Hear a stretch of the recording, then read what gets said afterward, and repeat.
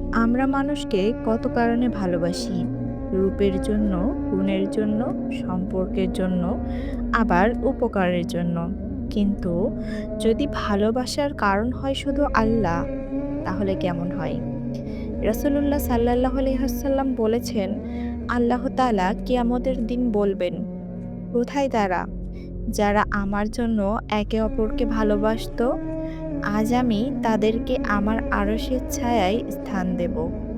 যেদিন আমার ছায়া ছাড়া আর কোনো ছায়া থাকবে না। ভাবুন তো সেই দৃশ্যটা, সূর্য মাথার ওপর, মানুষ ঘামে ডুবে আছে, ভয়ে কাঁপছে।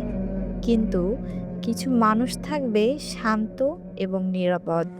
কারণ তারা দুনিয়ায় একে অপরকে ভালোবেসেছিল শুধু আল্লাহর সন্তুষ্টির জন্য।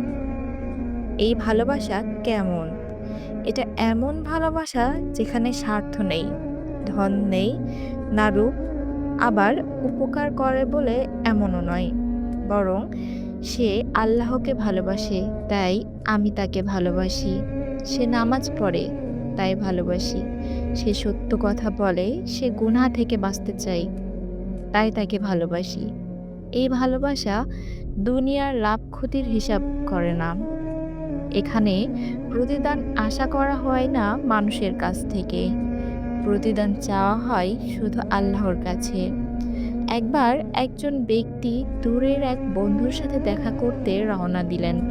পথে আল্লাহ একজন ফেরেশতা পাঠালেন মানুষের রূপে। তিনি জিজ্ঞাসা করলেন, কোথায় যাচ্ছ? লোকটি বললেন, একজন ভাইয়ের সাথে দেখা করতে। ফেরেশতা বললেন, তোমার কি তার কাছে কোনো পাওনা আছে?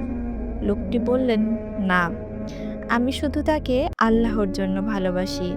তখন ফেরেশতা বললেন, আমি আল্লাহর পক্ষ থেকে এসেছি তোমাকে জানাতে, তুমি যেমন তাকে ভালোবাসো আল্লাহর জন্য, আল্লাহও তোমাকে তেমনি ভালোবাসেন। সুবহানাল্লাহ। মানুষকে আল্লাহর জন্য ভালোবাসলে আল্লাহ নিজেই আমাদের ভালোবাসেন। আজ আমরা কত সহজে সম্পর্ক গড়ে তুলি, আবার কত দ্রুত ভেঙেও ফেলি। একটু ভুল বোঝাবুঝি, একটু কষ্ট, একটু অহংকার, ব্যাস সব শেষ। কিন্তু যদি সম্পর্কটা হয় আল্লাহর জন্য, তাহলে সেখানে ক্ষমা থাকে, সেখানে ধৈর্য থাকে, সেখানে দোয়াও থাকে। কারণ লক্ষ্য একটাই, জান্নাতে আবার একসাথে থাকা।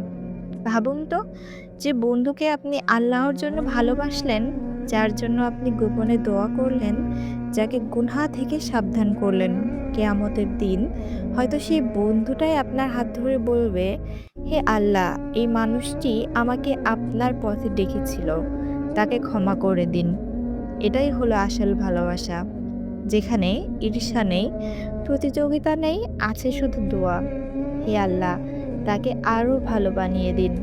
আমরা যদি চাই আমাদের সম্পর্কগুলো টিকে থাকুক, তাহলে সেগুলোকে আল্লাহর সাথেই যুক্ত করতে হবে। স্বামী স্ত্রীর সম্পর্কও যদি আল্লাহর জন্য হয়, তাহলে তা ইবাদত হয়ে যায়। বন্ধুত্ব যদি আল্লাহর জন্য হয়, তাহলে তা জান্নাতের সঙ্গী হওয়ার পথ হয়ে যায়। আজ থেকে চেষ্টা করি, কারো প্রতি ভালোবাসা প্রকাশ করার আগে নিজেকে জিজ্ঞাসা করি, আমি কি তাকে আল্লাহর জন্য ভালোবাসি? যদি উত্তর হ্যাঁ হয়, তাহলে নিশ্চিত থাকুন, এই ভালোবাসা কখনো নষ্ট হবে না। কারণ যে ভালোবাসা আল্লাহর জন্য, তার প্রতিদান আল্লাহ নিজেই দেন। আর সেই প্রতিদান আরশের ছায়া এবং চিরস্থায়ী জান্নাত।